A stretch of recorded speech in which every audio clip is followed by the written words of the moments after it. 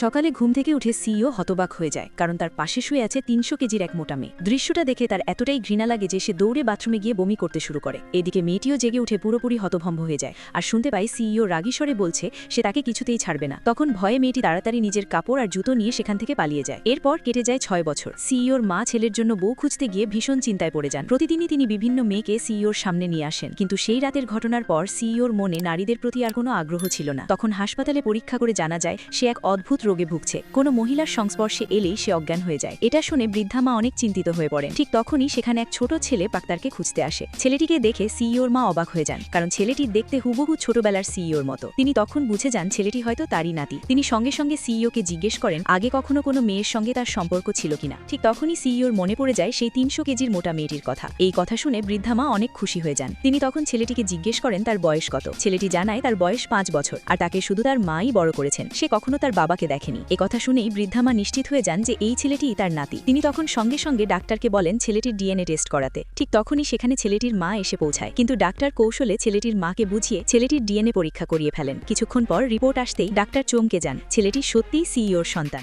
Doctor তখন ছেলেটির কেবিনে ছুটে যান এবং বলেন ছেলেটিকে এখনই ভিআইপি কেবিনে পাঠাতে হবে, কারণ সে চৌধুরী পরিবারের সন্তান। তখন ছেলেটির মা সব সত্য সামনে চলে আসার ভয়ে ছেলেকে নিয়ে হাসপাতাল থেকে পালিয়ে যায়।